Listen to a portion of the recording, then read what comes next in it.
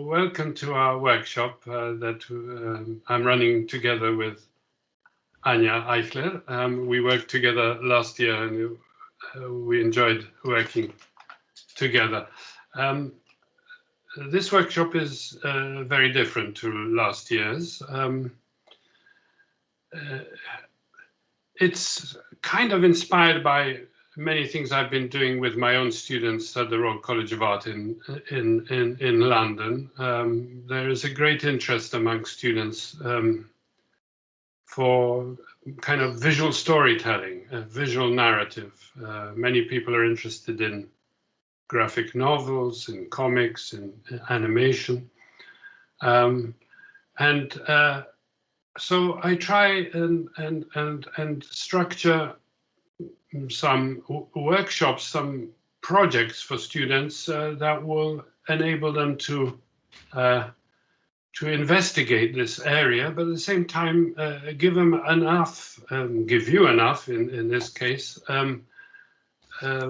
opportunity and scope for releasing your imagination and self-expression. So. Anya, if we can have the first slide.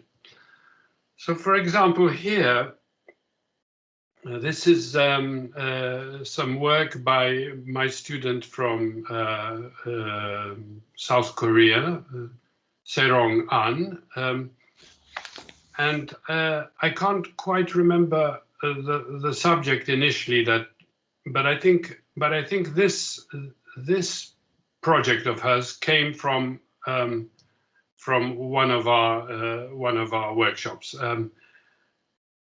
What she did was produce a whole series of little books, simply put together. Her main project, her main book was called Inside the House. Serong was a very good drawer, very accurate, very realistic, as you can see here in the book called Inside the House. And it's a kind of mystery. No text, simply said through pictures, which is not an easy thing to do because you have, in order to tell a story, you have to give us enough information, at the same time, not too much information, so that it's exciting for us to discover things for ourselves. So this is a balance that has to be struck. And I think in the case of Serong, she based it on a house that I think she knew in Seoul in Korea. So if we and then there were offshoots. There were other little books. I mean, the sort of concertina that you see at the top of the slide was a kind of documentation of her studies of different houses. So before she decided on a specific location for this book, Inside the House, she drew many different houses, some purely from the imagination, some from observation, studying, making drawings directly from observation, some from reference material off the internet or from photographs that she's found. And then, of course, there was a separate little book, which was a separate project called Thorny, about a cactus plant that comes to life, and a little semi-human grows from the cactus. Anyway, if we get the next slide, we can see the setting of this story. And we begin through these drawings. We begin to work out and understand the character who occupies, who lives in this house. And at first, it seems clear that he's some kind of scientist, maybe an ontologist, you know, studying studying insects or a chemist. We don't quite know, but it's some kind of scientist. Most of the book has these double-page spreads, so we are given a lot of information. There's a lot of detail to study and to make sense what will happen next. And let's go to the next slide. Well, maybe at another occasion I'll be able to show you the whole book, but we do find out that there's something very sinister about this person. There is some kind of crime committed. It's a scene of a crime, and it's a little bit like forensic scientists are involved in. I don't know whether any of you like watching television or like watching films about some crimes, some murders, and then the police arrive and the forensic scientists arrive, and from little clues, from little studying objects in the crime scene, they begin to piece together a story. And in a way, when we discuss storytelling, when we discuss picture making with students, I often make this comparison between forensic scientists and artists, storytelling artists, if you like. At first, there's very little to go with, maybe an object, a piece of string, blood stains, or some evidence of a car being parked outside the house where something happened. And slowly, these detectives begin to come up with some kind of theory of who or where to look for the perpetrator of the crime. And in a similar way, this is what we do when we create our own picture stories. So I'll give you one whole example in this little book called The Ninth Floor. It was done by a student of mine called Zoe Taylor, who later on worked a lot in the fashion industry, doing illustrations for fashion clients and designers, and later became a very exciting teacher herself, and she runs illustration at Northampton University in the UK, in England. So let's open the book. And immediately as we open the book, we see we're in an office.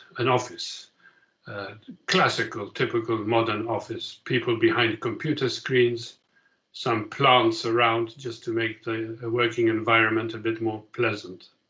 Okay, let's move on. And already we see in the next spread, perhaps the two main protagonists, a young woman and a young man. And they look flustered a bit. They look as if they're sweating or they're very hot by these patches on their faces. Are they looking at each other? We're not quite sure. She could be looking at the computer, but she could also be interested in this handsome young man. Let's go to the next one. And of course, it does prove that it's very, very hot in the offices. Something has happened. Something has happened with either the ventilation system or the, what's it called? Gosh, it's just slipped me that word. Air conditioning? Air conditioning, yes. Yeah. Something's happened with the air conditioning. So there's some kind of mechanic who's trying to fix the problem. Okay, let's move on. And there's steam coming from it, but work has to carry on, and she has to visit another office in the building. So she goes down the corridor, and we see her walking.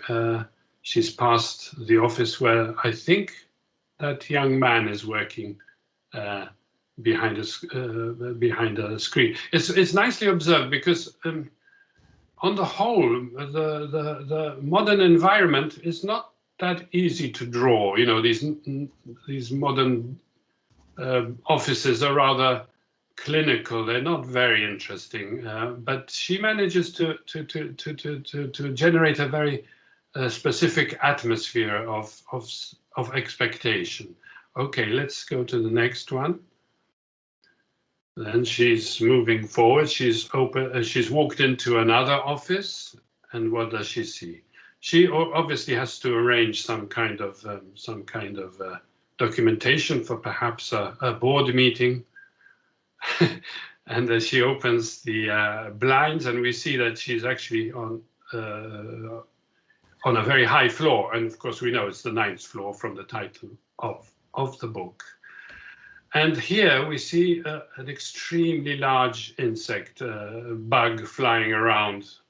So it gets a bit more disturbing. And we see in the next slide that there's so many of them. The office obviously has these huge plants, which you quite often get in modern offices. And one of these sort of inside plants, inside trees, is infested by a whole lot of flying hornets, or we don't quite know what these insects are, but they're very, very big. So she phones up. She's getting very worried about the situation,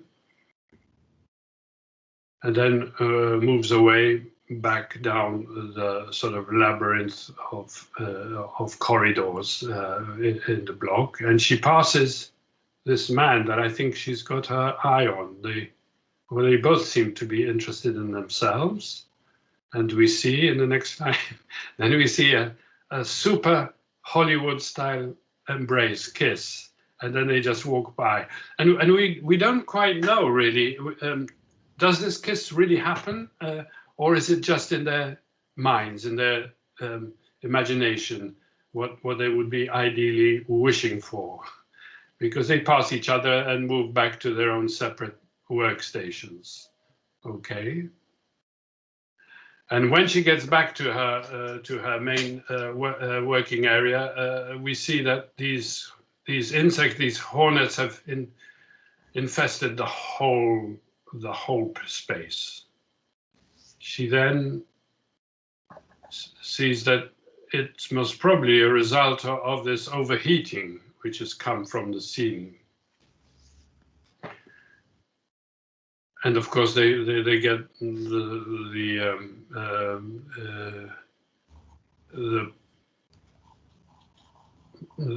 the people that spray in some insecticide to get rid of these flying hornets or insects, and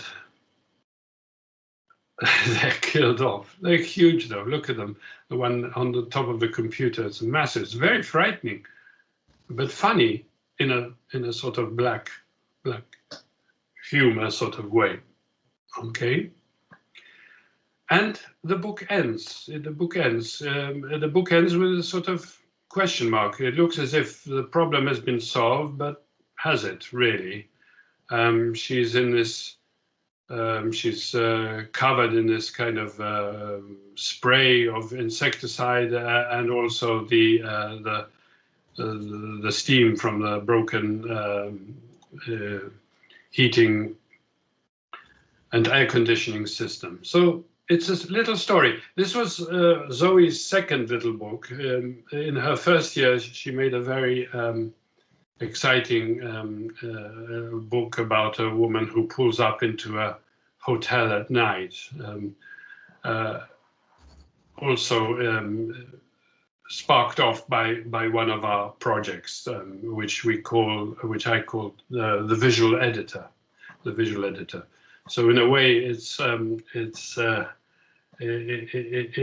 these little books that the students produce, they're not epics, they're not major stories, but they're kind of little incidents that become very intense, because I think it's like the short story. A short story has to be condensed, has to be quite simple.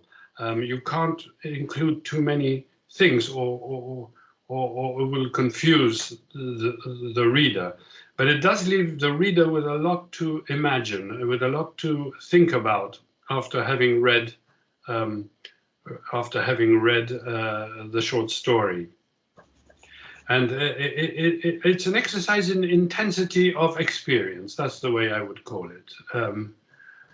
And in this little book of Zoe, you can see how the location is important. And this little exercise that we're doing this week gives you an opportunity of maybe focusing mainly on spaces, on the location of what may happen in your little book. Maybe nothing happens, but the fact that you will be expected to put some sort of order into showing us spaces, whether they're rooms, whether they're views from windows, whether they're staircases, whether they're doors, whether it's to do with shadows. You will be given the opportunity of creating an atmosphere, a certain mood. I don't know how many of you watch or are familiar with the film noir genre of films. Film noir mainly refers to films made in Europe and mainly in the United States of America in the 1940s and 50s. Black and white films, usually very atmospheric, with little detail, but a lot of shadows and sparse environments and spaces where we are asked to guess what is going to happen next. Quite often they are detective stories, because detective stories have that sort of power of mystery about them. But they can also be love stories. They can be stories of nostalgia or melancholy. But what typifies them is this minimal information.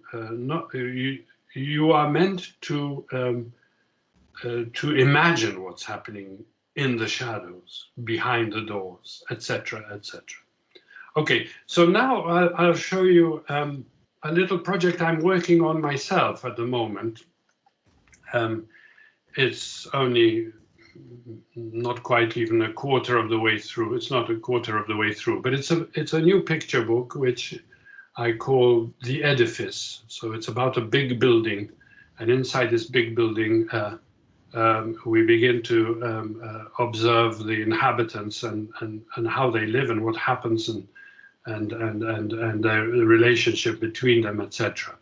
I make drawings and then I photocopy them and then I stick them into empty blank exercise books or sketchbooks, working out the order of sequence and how it develops. So I can replace them. I can take out a drawing and replace it with another until the fluidity, the flow of the narrative works. So we see first. This won't be the very first page because we'll see this man arriving at this building in a taxi. He's obviously come from abroad, most probably, because he's carrying these cases.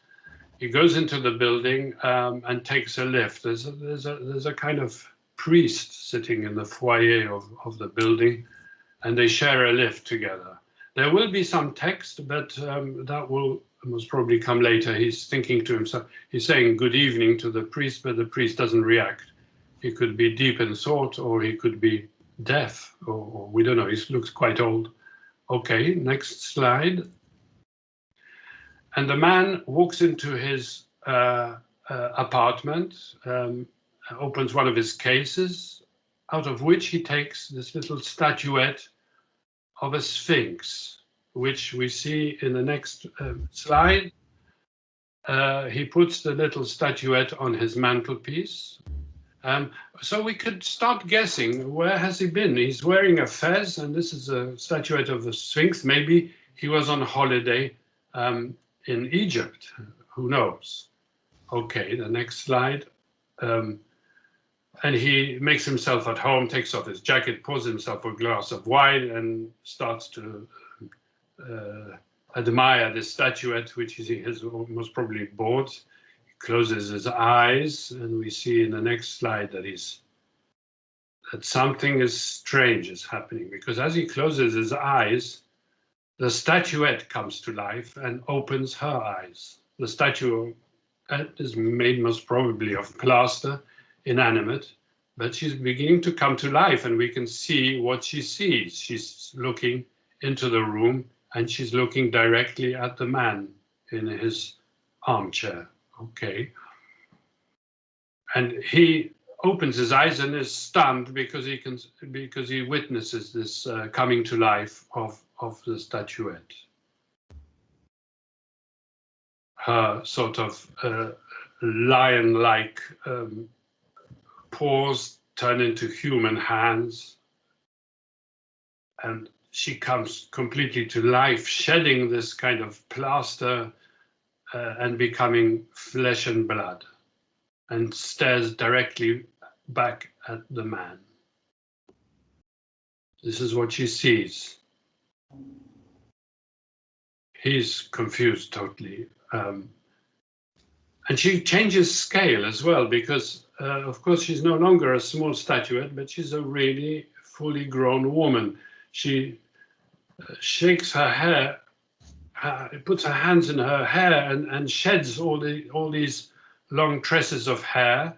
And we see in the next slide that she has short hair, in fact, at the end. And as she's doing this, the man himself is turning into stone. And she's kind of, I don't know what she's doing here. She's kind of flirting with him or playing with him. She seems to be in control of the situation.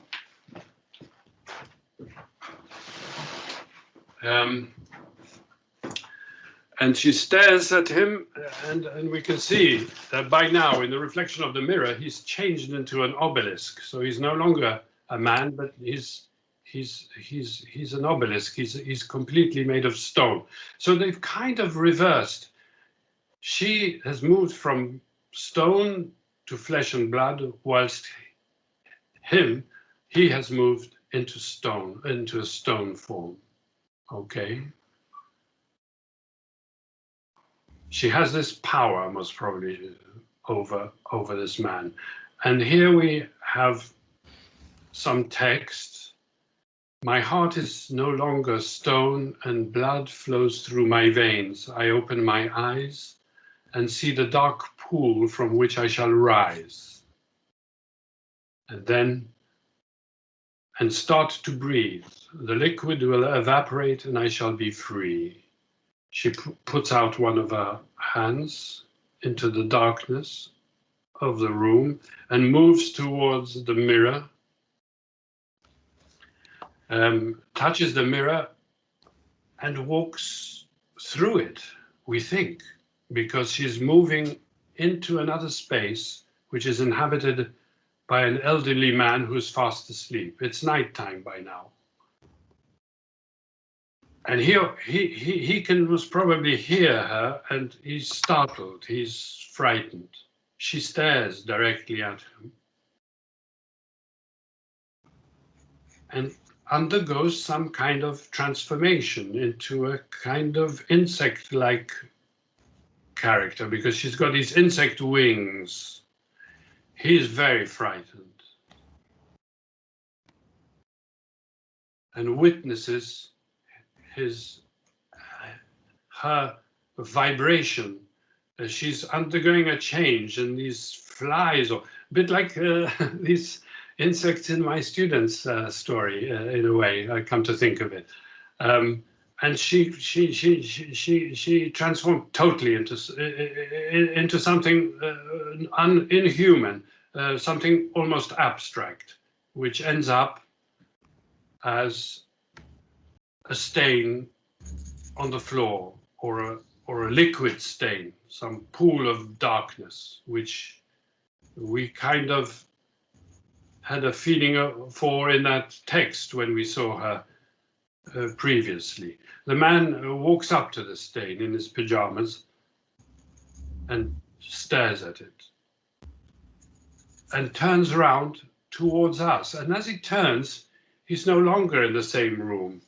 He's floating in some kind of liquid, which is dark. At first, it could be this black liquid on the ground, but actually, it turns out that he's most probably in some form of swimming pool, because his head knocks against the side of which we see in the next spread, a swimming pool, and he's staring at a woman who's swimming to the other end of the pool. She gets out of the pool, dries her hair, and then is about to return, most probably to her apartment. We don't quite know. I don't know whether you've ever stayed in hotels which have a swimming pool in the basement. And there are some hotels, very elegant ones usually. They have these little swimming pools. Perhaps this block of apartments, block of flats, edifice has, you know, the occupants have their own swimming pool at the bottom. She stares into a space where there's steam coming from this space, and there's a man reading a newspaper. And she says the janitor looks like the devil.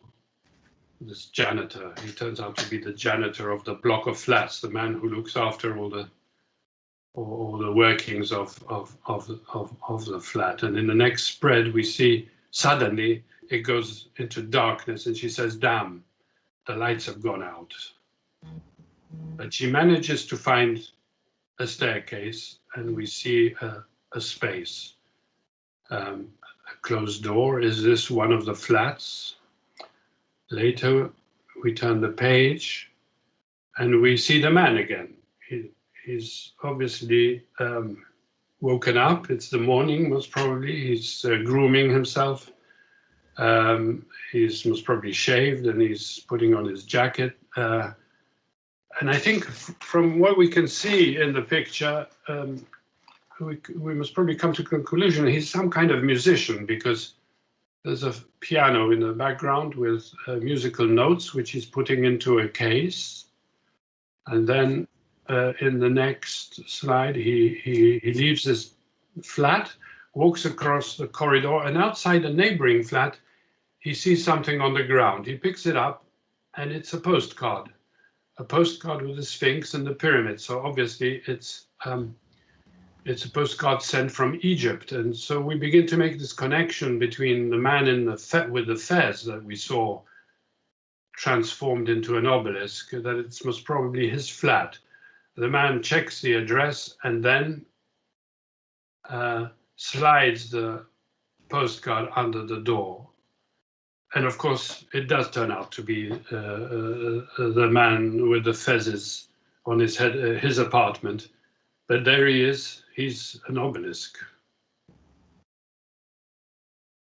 The man continues walking down the corridor, and as he reaches a perpendicular corridor, he sees a lion. And of course, we see that perhaps he was just imagining, because this lion is not there anymore. There's just a cloud of smoke. But at the same time, we see another occupant of there will be some text coming in here. The woman says Faccio, and that's the name of her little dog, Faccio. Faccio, my darling, what's happened to you?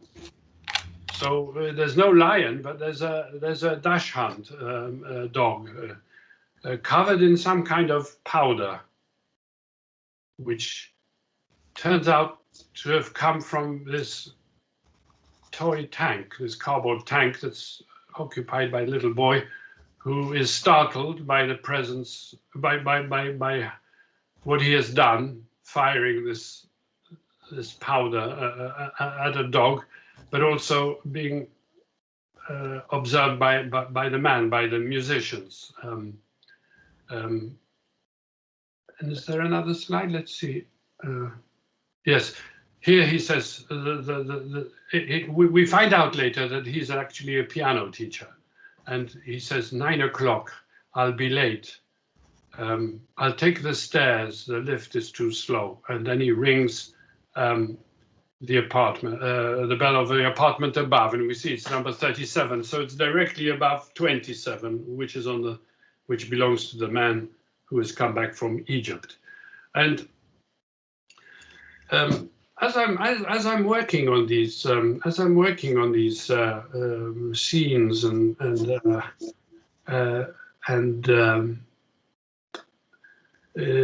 working out these spaces, these rooms, etc., it helps, I find, to make little models out of cardboard. You know, nowadays we get so much stuff delivered by Amazon, etc., to our doors because of the pandemic, and so I've got loads of cardboard at home, which I keep, and and it helps me sometimes to make these little models. I usually cut out. I've put in Monsieur Dupont from Tintin. I don't know, Thompson and Thompson. I don't know if any of you know the comics Tintin, Tintin, French-Belgian comic, Hergé's work. Wonderful. If you don't know them, they're really fantastic comic books. Very popular amongst young people. I recommend them. And see, and then I took these shots very quickly with my iPhone. Of course, the iPhone lens is slightly wide, so if you have cameras, then you can have a variety of lenses with which you can work. Some long lenses, etc., which flattens the space. But an iPhone is good enough as reference. And here you can see the apartment from the outside, as if we're outside the window. So that's another thing to consider sometimes when creating scenes, that things can be observed from the outside. In fact, it can be even more suggestive, disturbing. I don't know whether any of you have seen the film Rare Window by Alfred Hitchcock with James Stewart and Grace Kelly. It's a classic film, which is certainly worth looking at, about a photographer who breaks his leg and has got it in plaster, so he can't move away from his flat. But through his big telephoto lens, he starts observing what's happening in the flats outside, and he thinks he witnesses a murder. And it's quite tense. It's a really exciting film, well worth watching. But coming back to these little models, you see here, sometimes perhaps you can surprise yourself by, you know, of course, the best thing is to always work from one's imagination, but sometimes this can be limiting because perhaps what we create is too familiar. But if we're able to make a model and get these various angles, then we can surprise the reader of our picture stories by the angle. The other thing is, you see, in models you can remove a wall. They do this in cinema, in film, where if you're shooting a film on not on location, but in the studios, you can sometimes put a camera. You can remove a wall and put a camera there. So, for example, if there's someone fast asleep in bed and the bed is right against the wall, and we want to see what the man in bed sees in his room. Well, in order to be able to do that, you have to remove the wall next to his bed to put the camera there, so we can see what he's seeing from his bed into the room. And similarly with creating static pictures, drawings, we can do the same. We can remove the floor and photograph and draw from below towards the ceiling, or we can remove the ceiling and look into the room from above. Another film which I would certainly recommend for you to see is Citizen Kane. Most probably most of you know the film because it's a classic. But from the point of view of what the camera sees, it was revolutionary because it was stunning shots, from below, where we see the protagonist towering above us and the ceiling above him. So he becomes so powerful or important. But if we see someone from below, if we look from above towards the floor, they become more vulnerable. We are in control. We're the big people. So these are all things worth considering. And you can see in my little primitive model, there are pins sticking out. That's why I suggested that if you wish, you can always use these pins where you can pin walls and remove them and put them back in again, etc. So if we go back, the next one, and of course, this is only my way of working. So it works for me, but might not necessarily work for everybody. but I think one thing which is quite exciting, and particularly if you're developing artists, you're young artists, it's sometimes very exciting to be in a situation, in a state where you don't quite know what you're doing. I know we're always under pressure to explain everything, for things to make perfect sense. And in an academic environment, we have to justify almost everything we do. There has to be a theory behind many things. But I think a lot of joy and excitement that comes from art is mystery, is discovery through making, that we don't quite know what we're doing. We don't quite know where the story is going, how the picture is being composed. And you see this with painters, where sometimes there are these programs about how a painting is made, and the restorers they make infrared photographs of paintings, and we can see that the painter has changed positions of characters, of objects in the painting, because we can see the underpainting. So this whole business of making things flexible, keeping it open to chance, to accident, is, I think, very important in the way we work as artists and designers. So, of course, we have to be clever. Concepts are important, but I think also leaving a space for accident, for chance to work is useful. And this is what I do when I'm working on a story. So I do these little sketches, and then I make these photocopies, and then I move them around, and I rechange them all the time.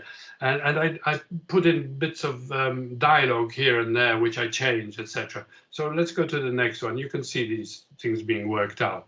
So some characters, some scenes may remain, some may not. Also, as I'm working, I'm doing other things. I witness some things on the street or in the park, or I read a book, and there's something in a book or in a newspaper article which is so exciting that I think, well, maybe I can use this little bit of information and put it in the new story I'm making. So to be open to all possibilities is always a good and healthy thing. I would advise you to do the same. Next slide.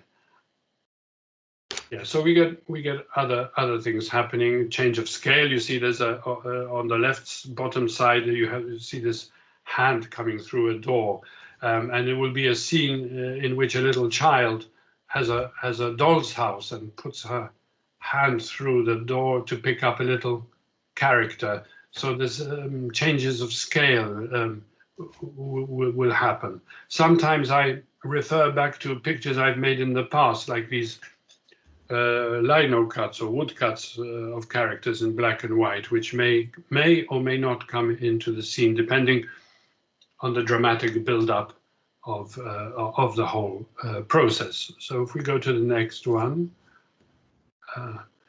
yeah. So I keep these notebooks, big and small. You know, it's actually the edifice is the English title, but I'm actually doing it for a Polish publisher. So it'll be called Gemach. I like single word titles if I can. I try. It's a working title. It may not remain, but sometimes single word titles are useful because they're easier to design. You know, to design a cover later. And Gemach is such a strange word. I really like it. So I also keep other smaller notebooks. So if you see in the next slide, the slides that you saw before was in a big notebook, but the others notebook is depicts buildings in the town in which this building is situated. So I'm working from various references or imagining spaces in which I can set this building in the town. So if we go to the next one, we can see other buildings. And again, these may come into it or may not. That will happen or not, we'll see. And there is this couple which will also feature in the story. The man rides a motorbike and he's got his companion, a woman, in the sidecar. She has this big hairstyle. I don't know whether you are familiar with these beehive hairstyles, which one used to see in the 60s. Very funny now. Sometimes fashion becomes very funny from a time perspective. And as they're riding around this city in which this big building is situated, her hair unravels and it forms a big cloud above the city, and that affects the electricity of the city, but that's another matter. Anyway, I'm working these ideas out all the time, and some references. You know, this actually is Warsaw, which you may even recognize. It's much earlier on in Warsaw, but I think it's Plac Unii Lubelskiej, I think, or Plac Zbawiciela. I'm not quite sure which one. But there, I like these huge big buildings where I can imagine different types of people living, and this one near Plac Krzyży in Warsaw as well. And just to end, some characters, you know, I keep loads of sketchbooks, loads of notebooks of things invented and things observed. And a few years ago, I was running a workshop in your academy where students produced this book called, what was it called, Anya? Valhazard. By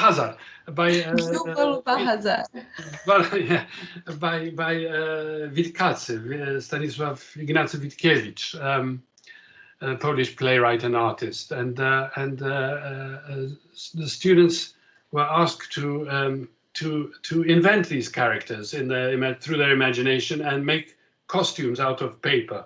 And before I do any workshop, I always try and work out whether I could do it myself, because we're always very demanding of students, and but sometimes maybe things are too difficult. So I check this out. Could I do it myself? And so I made these little drawings of the characters as I would see them, and I'm thinking of including Ojciec Ugęty from that play as one of the characters in my story. As you saw at the very beginning, he's waiting in the foyer of the building, and he's then in a lift, and then he features later on. So I'll end. Oh, and there are his companions, his other priests, who will also travel together in that lift later on, because it will all end in Christmas time. This the climax of the book will happen at Christmas Eve, where many of the inhabitants of the building will gather for Christmas Eve, for Vigilia, and these priests will be there. So, but whether that will happen or not, I can't quite tell, and that's what makes me excited, because I don't know. It's a journey. It's continual discovery, which keeps me going. Otherwise, I'd be very bored.